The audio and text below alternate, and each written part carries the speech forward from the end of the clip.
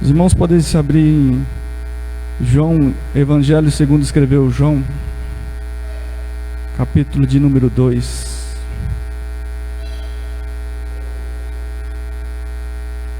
Evangelho de Jesus Cristo, segundo escreveu João, capítulo de número 2.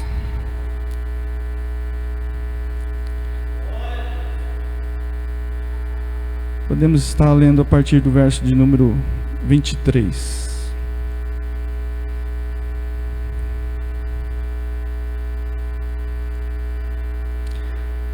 E estando ele em Jerusalém pela Páscoa durante a festa, muito dos sinais eles fazia, creram no seu nome. Mas o mesmo Jesus não confiava neles, porque a todos conhecia, e não necessitava de que alguém testificasse do homem, porque ele bem sabia o que havia no homem. Podeis se assentar, glorificando, exaltando, bendizendo a Deus. É interessante que a Bíblia vai nos dizer que Jesus operava sinais, prodígios, maravilhas, coisas maravilhosas. Mas é interessante que a Bíblia vai nos dizer que Jesus não acreditava na fé que eles professavam. E Jesus tinha essa capacidade de discernir a fé que as pessoas tinham nele, porque ele conhecia a natureza humana. Então os homens estavam andando com Jesus, olhando os sinais, os prodígios, as maravilhas, cego vendo, surdo ouvindo, paralítico andando, ele falando coisas maravilhosas, expulsando demônios com o dedo de Deus. E a Bíblia vai nos dizer que havia homens mas Jesus não confiava neles, porque a todos conhecia. E Jesus sabia que ele tinha uma fé debilitada, uma fé ineficiente, uma fé que estava atrás de Jesus, mas que não era completa, uma fé que estava atrás de Jesus, mas que não era desenvolvida, uma fé que estava atrás de Jesus, mas que muitas das vezes Jesus mesmo olhava para dentro dos seus corações e via que não era uma fé completa nele. E aí nós fazemos uma pergunta: o que Jesus viu naquelas pessoas que ele desacreditou? É interessante que eu lendo esse contexto aqui, eu não consegui discernir claramente aquilo que Jesus estava querendo dizer nesse momento. Mas ao longo dos evangelhos, e principalmente o evangelho de João, nós vamos ver muitas pessoas que andavam atrás de Jesus, que falavam que tinha fé em Jesus, mas a fé era totalmente ineficiente, era uma fé totalmente deficiente, é uma fé totalmente insuficiente. O que faria a fé deles deficiente e insuficiente em Jesus? Nesse momento, mas ao longo dos evangelhos nós vamos identificar, principalmente o evangelho de João. E aí o que pode fazer com que a nossa fé seja deficiente aos olhos de Jesus, tanto para a salvação, tanto para uma caminhada com Deus? O que é que Jesus olha em nós, que muitas das vezes a nossa fé é ineficiente, insuficiente, que Jesus olha no nosso coração e vê que a nossa fé ainda não é completa nele? O que é que Jesus olha dentro do nosso coração, na nossa mente, na nossa alma? O que é que está acontecendo conosco que a nossa fé parece que não está completa nele? E ele tem esse discernimento muito apurado para olhar dentro do nosso coração e nós falarmos que nós temos uma fé completa nele, mas como a Bíblia está nos dizendo, ele olhava, eles professavam com a boca, mas o seu coração estava diferente daquilo que eles estavam falando. Eles falavam que tinha uma fé eficiente, mas Jesus está dizendo aqui que aqueles homens que estavam ao seu lado nesse momento tinham uma fé insuficiente, ineficiente, uma fé que não era completa em Jesus. A primeira resposta que eu tenho é: quando os tesouros que colecionamos no nosso coração são maiores do que Jesus. Alguns tesouros que nós colocamos dentro do nosso coração que são maiores do que Jesus.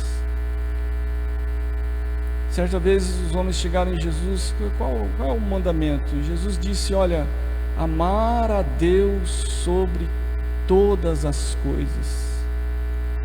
Não é somente amar a Deus, porque fosse somente amar a Deus, é como nós amarmos a esposa, o esposo, o marido, os filhos, amar as pessoas. Mas Jesus está dizendo amar a Deus sobre todas as coisas. E é interessante que nessa caminhada de fé nossa, minha, sua, se você reparar, desde o primeiro momento que nós professamos a Jesus, quando nós somos direcionados, dirigidos, quando Jesus mesmo diz para onde nós andarmos e nós começamos a caminhar, o próprio Jesus diz que tem alguns tesouros dentro do nosso coração, se nós começarmos a discernir aquilo que Jesus está falando ao nosso coração. O próprio Jesus vai denunciar aquilo que está como tesouro no nosso coração. Jesus certa vez estava andando e chegou um jovem, é uma passagem que eu gosto até mesmo de falar, porque chegou um jovem até Jesus e disse que ele fazia todos os mandamentos, que ele cumpria todas as coisas que era da lei, as 613 leis praticamente ele cumpria. E ele falava para Jesus: olha, agora eu quero herdar o reino do céu, agora eu quero o reino do céu. Eu não quero somente as 613 leis, eu não quero somente, andar nos seus mandamentos, andar na sua palavra aqui nessa terra, mas eu quero o reino dos céus. Ele tinha uma sede pelo reino dos céus, ele tinha uma sede por Jesus, e nós podemos dizer até que ele amava Jesus, porque ele chegou até Jesus: bom mestre. Então ele tinha uma certa sede, uma certa vontade, uma certa fome, ele tinha uma certa vontade de seguir a Jesus. Mas Jesus olha para dentro daquele coração e diz: olha, falta apenas uma coisa. E quantas vezes Jesus falou para mim e para você dentro do nosso coração: falta uma coisa.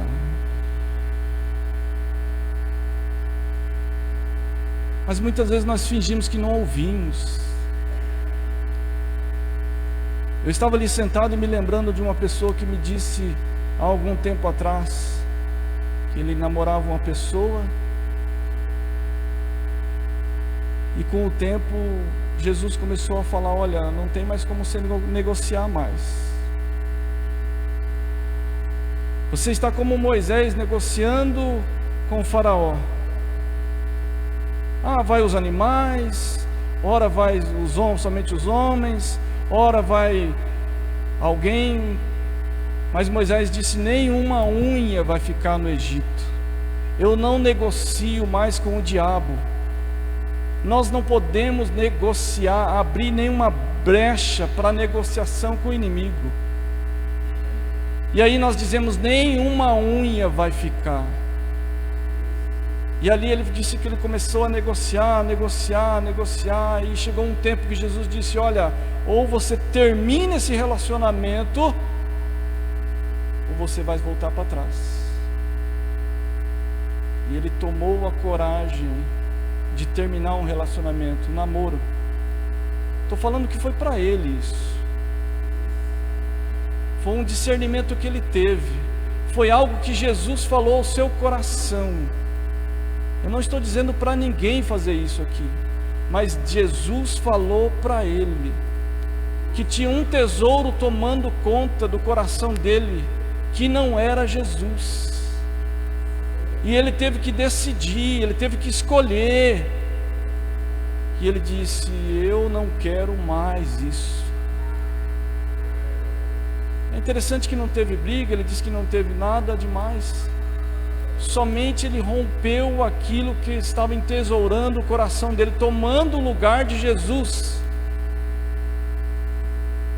E é interessante que quantas vezes Jesus tem falado ao nosso coração o que é que está tomando aquilo que é o trono de Deus no nosso coração.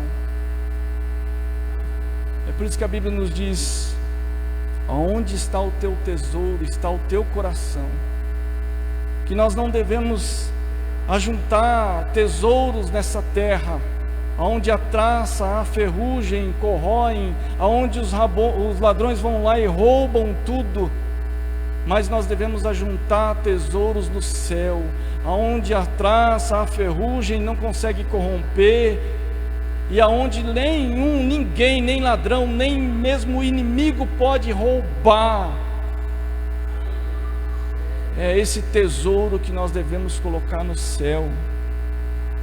Eu não estou dizendo que nós não podemos ser uma boa vida financeira, mas eu estou dizendo que é o tesouro. A Bíblia nos diz que não é o dinheiro que é o problema, é o amor ao dinheiro, e não é somente o dinheiro. Jesus quer uma fé, que Ele quer um compromisso radical, que assuma Ele totalmente, que Ele tenha um trono no nosso coração.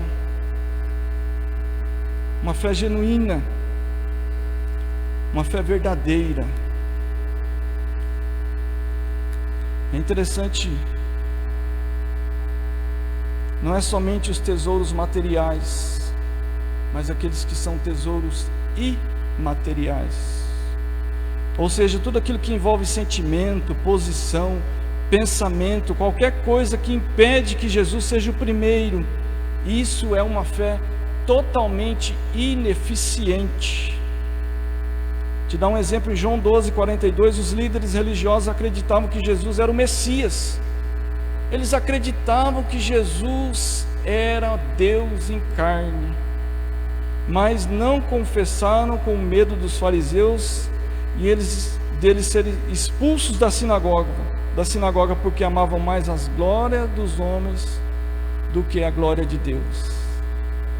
Então não é somente o bem material, aquilo que nós vemos, aquilo que é tangível, aquilo que nós podemos tocar, aquilo que nós podemos relar, aquilo que nós conseguimos ver com nossos olhos carnais, mas é aquilo que nós não conseguimos ver, aquilo que somente Jesus vê no nosso coração. Aqueles homens acreditavam, criam que Jesus era o Messias, mas eles não confessavam com a sua boca, com medo dos fariseus expulsarem eles das sinagogas, porque eles amavam mais a glória dos homens do que a glória de Deus. Porque provavelmente eles seriam mesmo expulsos das sinagogas, provavelmente eles seriam perseguidos, provavelmente eles teriam tribulações, e por causa da palavra nós vamos ter perseguições e tribulações. E essa palavra é genuína, verdadeira. Essa palavra que tem que estar no nosso coração, é esse discernimento apurado que nós devemos ter para seguir a Jesus. Porque Jesus disse, olha, para aquele menino, falou: olha, vende tudo que tem e me segue.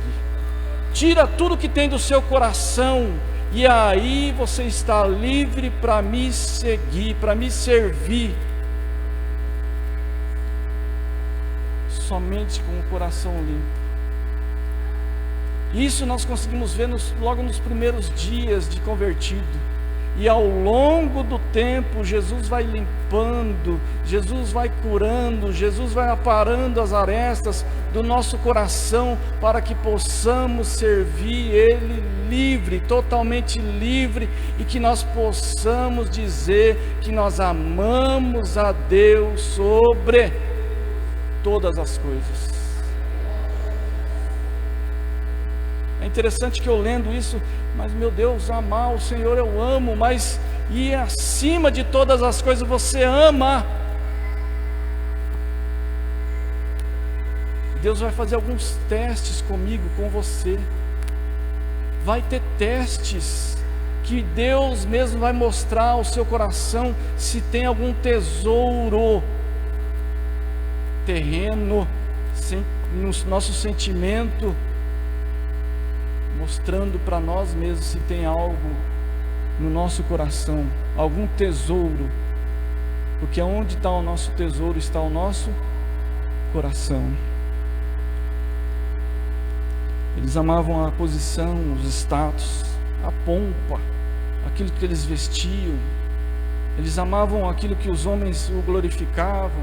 Nossa, como vocês são bons na palavra, como vocês são bons na teologia, como vocês são bons, e aquilo ia inflando, inchando o coração deles, e não tinha espaço para Jesus no coração deles, para seguir a Jesus.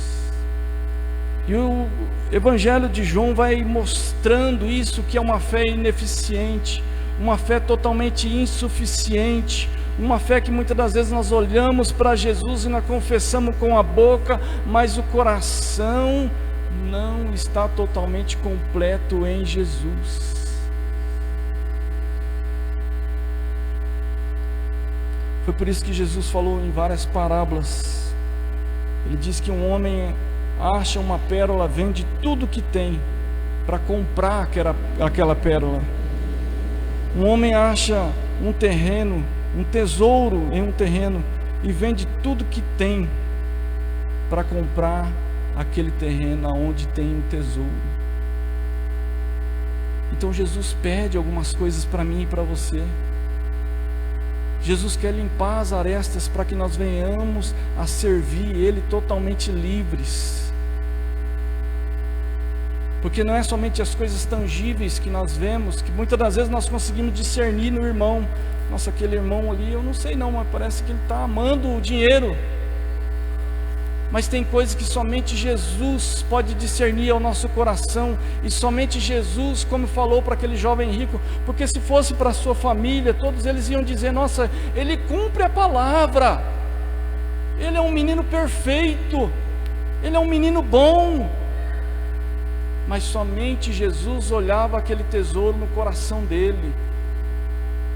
Então Jesus, ele fala ao nosso coração todo instante se nós temos um tesouro que está tomando o lugar dele, e ele quer que nós venhamos a vender tudo que nós temos, para que nós venhamos a conseguir essa pérola que é Jesus, esse tesouro que é Jesus. Jesus quer ser o único e suficiente Salvador no nosso coração, na nossa alma, somente Ele, e ninguém deve tomar o lugar dele no nosso coração. Isso compromete a nossa salvação, compromete a nossa caminhada, porque aquele menino olhou, foi embora, e Pedro disse: olha, mas nós deixamos tudo, a pescaria, nós deixamos tudo pelo Senhor. E Jesus disse: olha, eu não vou ficar devendo nada para ninguém. A um coração bom eu vou dar 30, 60, 100 vezes mais nessa terra e na terra vindoura. Ele tem para nos dar 30, 60, 100 vezes mais do que esse tesouro que nós entesouramos no nosso coração. Ele quer que nós sejamos livres, mas Ele não quer tomar de nós, Ele quer que nós venhamos a dar para Ele como um sacrifício vivo, santo e agradável. Nós venhamos a sermos livres. Nós temos um exemplo de uma fé maravilhosa, que é a fé de Eliseu. Elias foi e chama Eliseu para o seu ministério. Eu até vejo Elias chegando a Eliseu, que estava ali arando a terra, e ali ele chama, joga a capa e ele diz assim: olha, espera um minuto. E é interessante que nós lendo isso, nós comparamos que quando Jesus As outras pessoas chegaram até Jesus e disse que era para ele esperar um pouco. Ele disse: não tenho tempo para isso. Mas Eliseu, ele fez algo diferente. Ele pegou, ofereceu os animais como sacrifício, e aquilo que é o arado, que era a madeira, ele queimou o sacrifício, para que não venha deixar nenhuma brecha para ele voltar para trás. Tanto os bois quanto o arado ele queimou, e o boi ele ofereceu como sacrifício para Deus, para que não venha deixar nenhuma brecha para trás, nenhum sentimento para trás. Hoje um animal vai, vou pensar aí, mais ou menos R$2.000, dependendo do animal, 2, 3, até cada vez mais. Mas não é somente pelo dinheiro, pelo financeiro, mas ele deixou tudo, até mesmo a família e o seu trabalho, para que venha a servir a Deus. E essa é a fé que Deus quer que nós venhamos a ter. Porque quando Deus nos chama, passa, né, as suas mãos sobre nós, escolhe a nós, porque não somos nós que escolhemos a Ele, Ele te escolheu para estar aqui, glorificando, exaltando, bendizendo a Deus. Ele que te escolheu com o dedo de Deus, disse: você é minha. Mas muitas das vezes nós ficamos com o nosso coração entesourado em outras coisas, mas Deus fala: olha, queima todas as coisas e me segue, porque eu quero você. Ele que nos escolheu, e nós devemos fazer como Eliseu fez, para que não venha deixar nenhuma brecha para nós voltarmos para trás, para a velha vida, para a velha forma de viver, para o velho pensamento, porque todas as coisas Ele fez novas para mim e para você, e nós devemos aproveitar essas coisas novas, não olhar mais para trás de forma alguma, porque Deus tem 30, 60, 100 vezes mais, para que nós venhamos a glorificar o Seu nome, exaltar o Seu nome, testemunhar o Seu nome. E é a Sua palavra que nos garante. É Jesus que disse para Pedro: eu não vou dever nada a ninguém, mas somente me segue, deixa tudo e me segue. O que é que Jesus está dizendo ao meu coração e ao seu? O que é que está atrapalhando? O que é que está fazendo com que nós não venhamos a seguir a Jesus? O que é que está deixando que nós venhamos a olhar para trás a todo instante, a todo momento? O que é que nós estamos toda vez, todo tempo, como a mulher de Ló, olhando para trás e ficando inerte, paralisada, e não conseguindo andar aos passos de Jesus, na toada de Jesus, olhando firmemente para Jesus? O que é que está nos atrapalhando? Mas muitas das vezes nós achamos muito caro, aquele menino achou muito caro deixar aquelas coisas terrenas para seguir algo espiritual. Mas Ele não vai ficar nos devendo, porque Ele nos amou primeiro, nós vamos o amar também. E cada vez que nós vamos andando nas suas pisaduras, tanto quanto mais nós vamos amar a Ele, e nós vamos olhar para trás e ver que todas essas coisas não era nada que nós deixamos para trás, porque Ele tem muito mais para nós, para mim e para você. Ele tem bons planos, e planos de paz, e planos de prosperidade, ainda que pareça que a circunstância, a situação, as coisas estão ruins. Porque lá em Jeremias 29 ele diz assim: olha, eu tenho os planos escondidos em mim. Eu tenho plano de paz, plano de prosperidade. Naquele momento eles estavam indo como escravos para a Babilônia, mas Deus estava falando através de Jeremias: olha, eu tenho plano de paz, eu tenho plano de prosperidade para vocês. Eu quero que vocês venham a ser uma nação fértil. Mas os planos estão escondidos aonde? Em Deus. Os meus planos e os seus planos estão escondidos em Jesus. E aí, quando nós vamos caminhando, cada vez mais caminhando, com a fé fortificada, com a fé eficiente, com a fé totalmente em Jesus, aí nós vamos tendo pela Tua palavra, nós vamos fazendo com que o nosso caminho seja iluminado, nossos pés iluminados como uma lâmpada, e nós vamos conseguindo enxergar, e cada vez mais nós vamos ser convictos daquilo que Jesus está falando para mim e para você. Nós não vivemos por sentimentos humanos, mas nós vivemos por uma fé em Jesus. Não interessa se você está angustiado, não interessa se você está muitas das vezes oprimido, mas Jesus, Ele garante a vitória, porque você vive por uma fé em Jesus. Nós passamos por perseguição, nós passamos por tribulação, nós passamos por situações ruins, mas nós sabemos que a vitória vai vir, porque o seu coração é bom, e Jesus vai dar 30, 60, 100 vezes mais. Mas nós devemos confiar nele e arrancar os tesouros que atrapalham a Jesus trabalhar em mim e em você.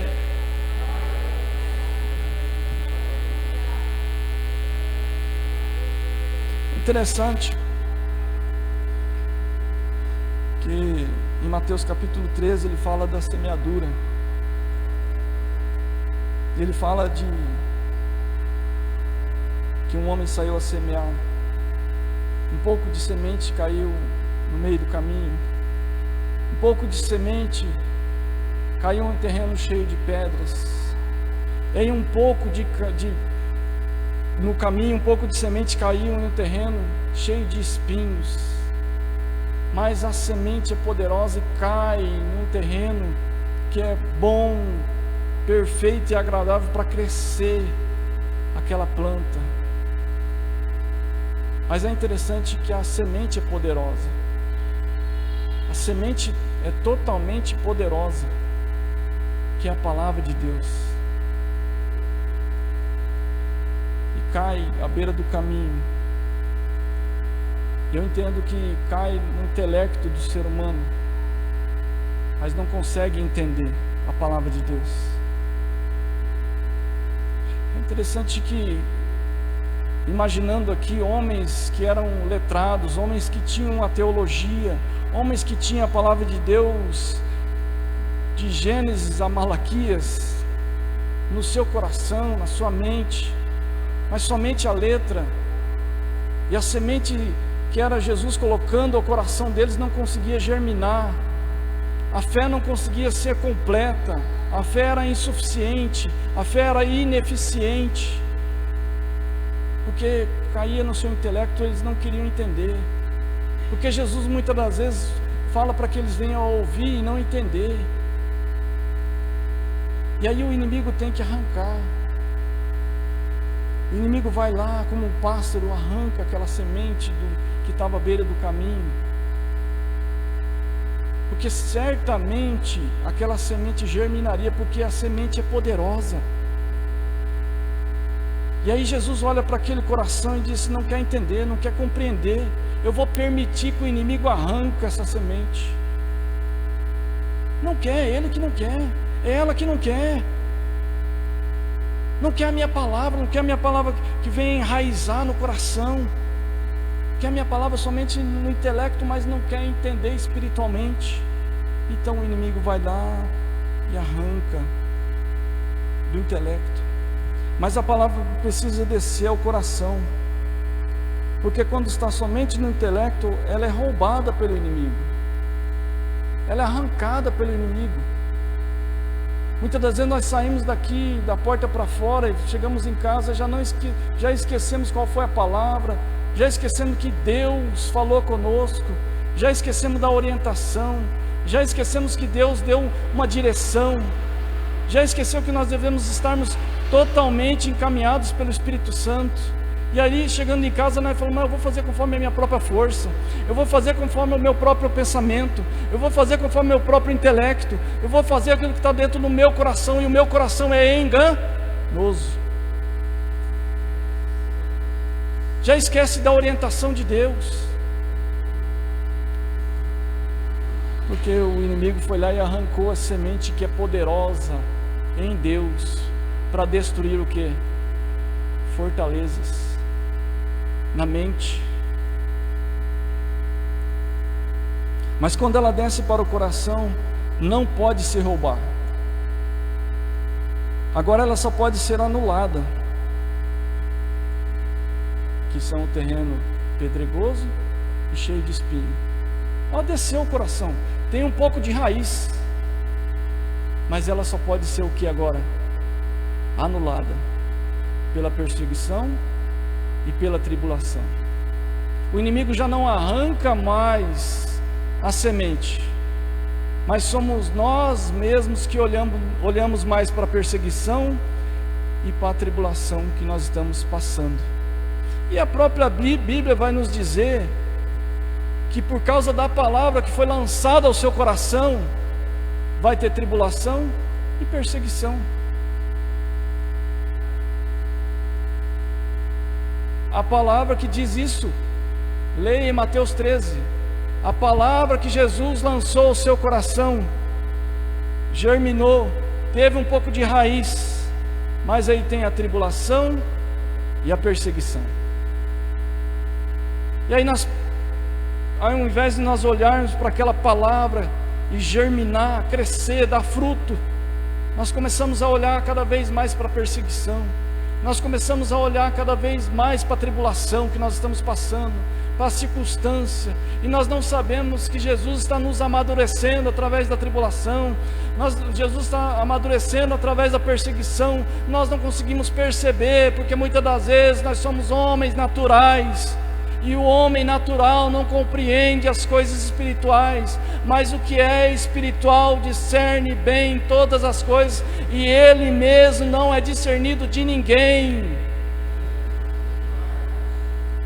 Então para de olhar para as coisas como se fossem naturais. A partir do momento que Jesus lançou uma palavra, uma promessa, algo ao seu coração, não é mais natural, é totalmente espiritual. Então para de olhar para a perseguição, para de olhar para a tribulação, e somente olha para aquele que é o autor e consumador da sua fé. Ele está somente amadurecendo você, porque a nossa fé precisa ser amadurecida.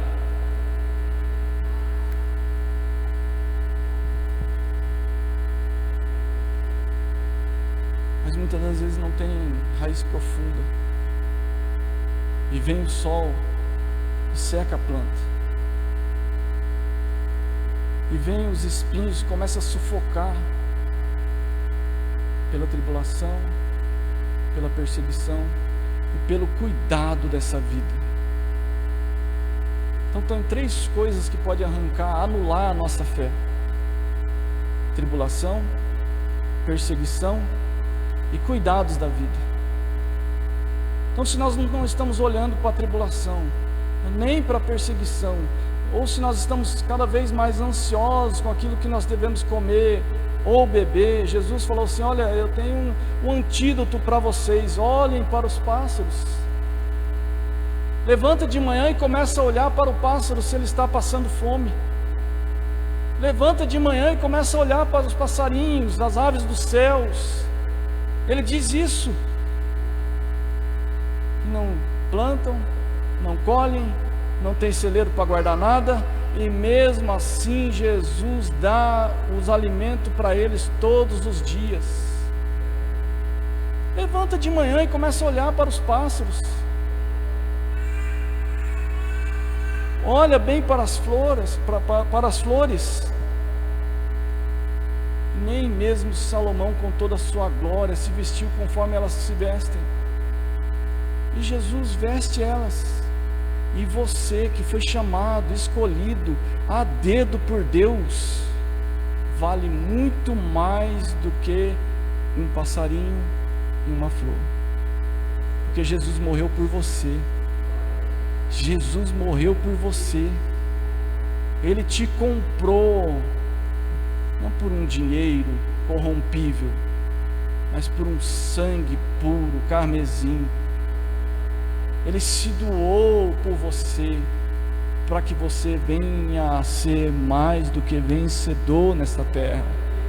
Ele investiu em você. Ele investiu na igreja, para que a igreja seja assunto nos céus, pela multiforme sabedoria de Deus, para que nós venhamos a ser assunto para os anjos, pela sabedoria de Deus que derramou sobre a sua igreja. Você vale muito mais, mas não é a tribulação, não é a perseguição, mas nós devemos ter uma raiz profunda. Temos que ouvir cada vez mais a palavra, a ponto de querer mais da palavra do que as circunstâncias, adversidades. Devemos orar e pedir, mas o tempo crítico é esse tempo crítico que nós devemos perseverar. Ouvimos a palavra de Deus, mas por causa da palavra nós temos a perseguição, temos a tribulação, e muitas das vezes nós saímos daqui muito alegres. 3 dias depois vem a tribulação, a perseguição, nós já começamos o que? Não sei não, estou começando a duvidar. Foi Deus que falou. Foi Deus que falou. Um homem chegou até Jesus pedindo: vamos até minha casa. Vamos até minha casa, porque minha filha está moribunda, está para morrer. E Jesus fala: eu estou indo. E ele tem, no meio do caminho, ele tem algo tremendo, que ele olha uma mulher fraquinha, já moribunda, já para morrer, vários anos já, ela está fraquinha, e ela rela em Jesus, e Jesus disse: olha, você está salva, a tua virtude te curou. Ele tem um exemplo tremendo de fé. Ele olha para aquela mulher e ele tem um exemplo tremendo de fé. Ele tinha um exemplo vivo na sua frente, um testemunho que não precisava nem falar: Jesus me curou. Ele viu. Aí vem outras pessoas da sinagoga e diz: olha, a sua filha já morreu. Mas é impressionante que ali é uma guerra dentro do coração, porque Jesus pintou uma tela de esperança, de vida e vida com abundância. Jesus, o Deus em carne, estava indo para a casa dele, e aí vem o inimigo, com a voz do inimigo, com o trejeito do inimigo, e ele não consegue discernir, e ali ele não sabe mais qual ouvir, se era Jesus que pintou uma tela maravilhosa ao seu coração. E é no coração que nós devemos lutar, é dentro do nosso coração, porque já não está mais no nosso intelecto.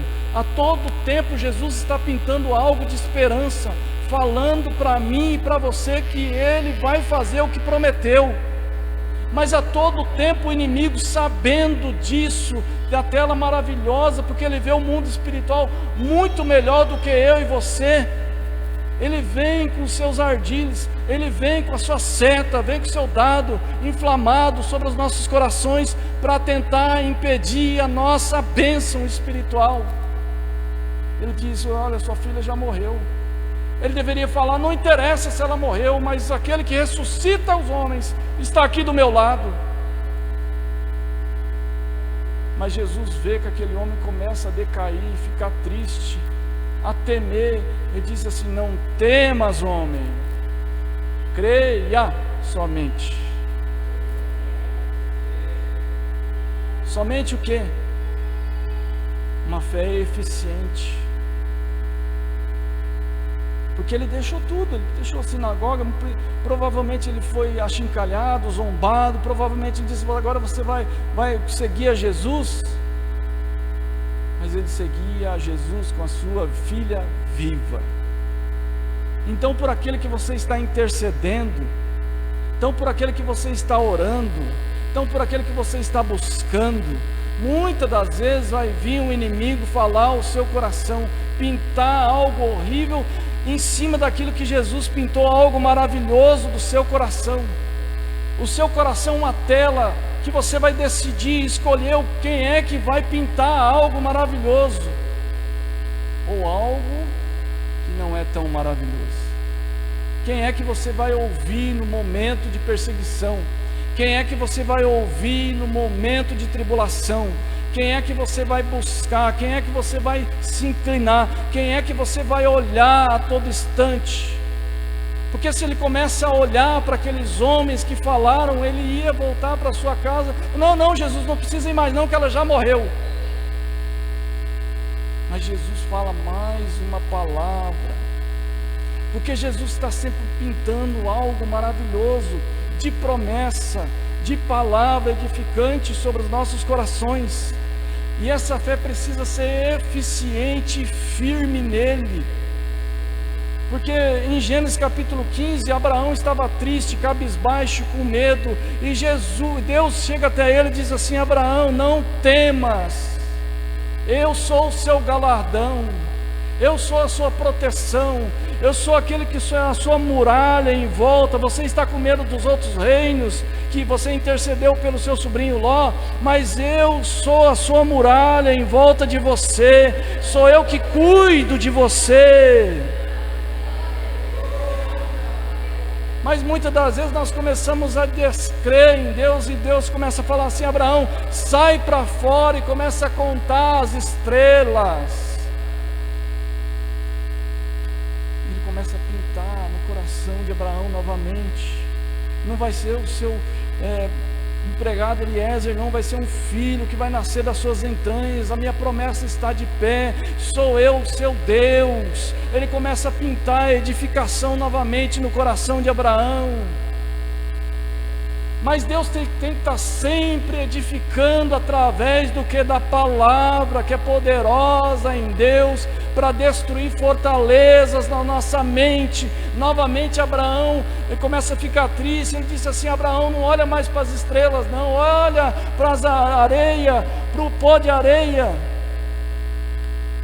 Cada grão de areia vai ser como seus filhos, Abraão.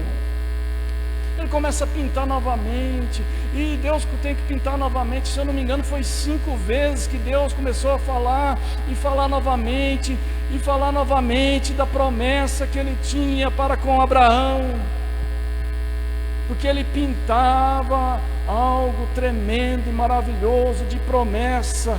Porque vem as setas, vem os dados inflamados, vem muitas das vezes a nossa carnalidade, vem muitas das vezes nosso desânimo no nosso coração, e vem muitas das vezes as setas do inimigo, vem muitas das vezes a perseguição, vem muitas das vezes a tribulação, e nós não conseguimos acreditar e crer naquilo que Deus falou ao nosso coração. E Deus tem que falar novamente, e Deus tem que falar novamente, e Deus tem que falar novamente.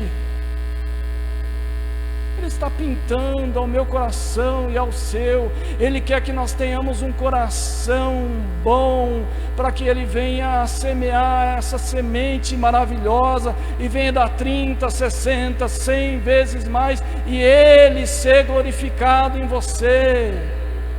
Ele quer ser glorificado em você.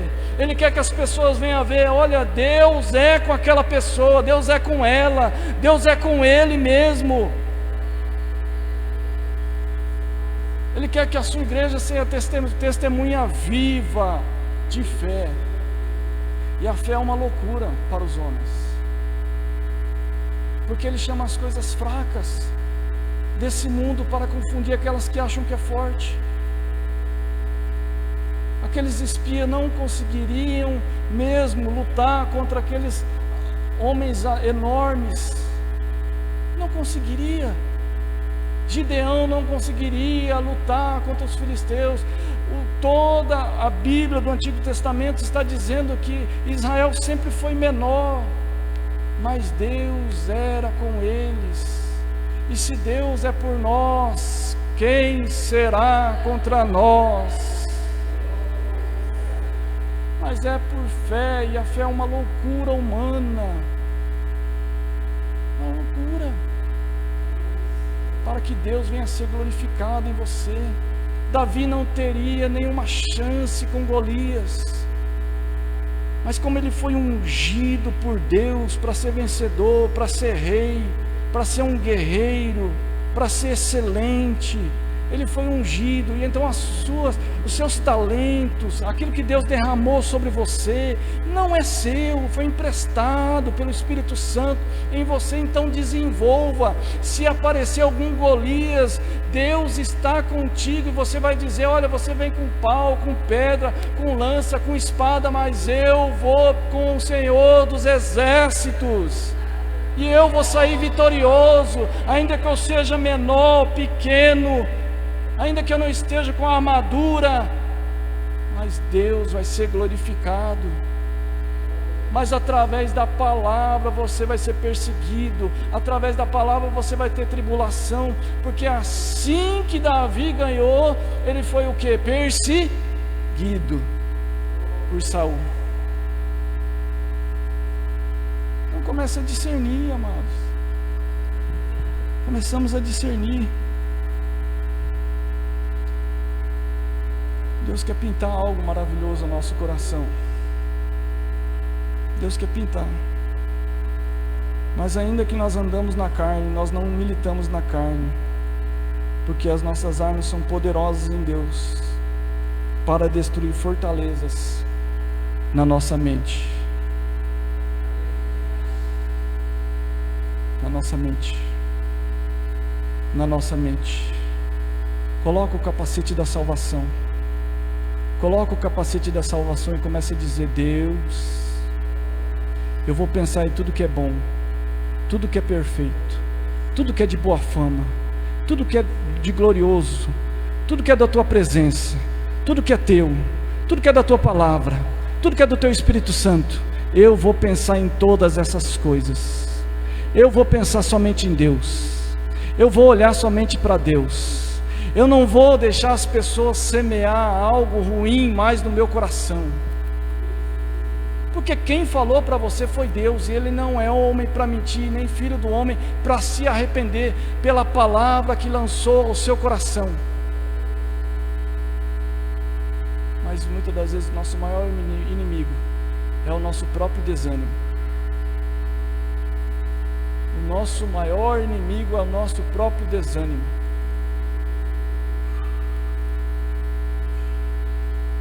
Davi começa em vários salmos: vou pensar em ti, tu és o meu galardão, tu és o meu Deus. Ainda que ele tinha acabado de ser perseguido pelo seu filho Absalão, triste, cabisbaixo, ele já tinha se arrependido, mas talvez vinha ao seu pensamento, tudo aquilo que ele fizera, com Betseba. Talvez viesse aqui o seu pensamento, mas ele cria em Deus que era muito maior,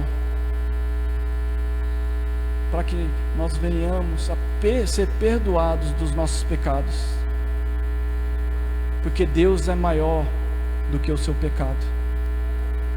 Deus é maior do que o seu pecado. Se você está vivo, se você está viva, você pode confessar agora no seu coração. Eu posso confessar no meu coração e saber que Deus é maior do que o meu pecado. Amém? Se coloquemos de pé. Eu tinha mais alguns tópicos, mas o Espírito Santo se acarreta de ensinar. E a Bíblia nos diz que Ele é o nosso professor particular. Eu falo aqui, o Espírito Santo se acarreta de colocar dentro do seu coração, mas que você venha a vigiar e não deixar o inimigo arrancar do seu coração. Deixa ela criar raízes. A semente quer criar raízes, e não raízes somente na superfície, mas raízes profundas, para dar 30, 60 e 100 vezes mais, e Deus ser glorificado na sua vida. Amém? Senhor, meu Deus e meu Pai, obrigado, papai querido, por este momento, Pai. Pai querido, em nome de Jesus, eu falei da tua palavra, papai querido, preguei a tua palavra, Senhor, mas é o teu Espírito Santo que ensina os teus filhos, ó Pai. É o teu Espírito Santo, papai querido, que é o professor particular, para que nós venhamos a sair daqui entendendo da tua palavra, papai. Porque quando nós não conseguimos entender, o inimigo vem, arrebata, arranca de dentro do nosso coração, Pai. Mas o nosso coração não está no caminho, à beira do caminho, nem dentro dos pedregais, ó Pai. E nem mesmo, papai querido, diante dos espinhos, papai querido, mas o nosso coração é bom, ó Pai. E o Senhor, papai querido, está colocando essa semente maravilhosa, que é a tua palavra, sobre o nosso coração, para que nós venhamos a germinar, Pai, a tua palavra 30, 60, 100 vezes mais, para a glória do teu nome. Em nome de Jesus, papai querido, dá a vitória para a tua filha, dá a vitória para o teu filho, Senhor. Em nome de Jesus, papai querido, que nós venhamos a sair daqui com a fé eficiente, Senhor. E toda ineficiência, papai querido, tudo aquilo que não é completo, meu Senhor da glória, nós venhamos a completar com a dose do teu Espírito Santo, e nós saímos daqui vitoriosos e convictos, ó Pai, da tua vitória sobre as nossas vidas. Em nome de Jesus, eu já te agradeço. Amém e amém. As palmas louvam ao Senhor.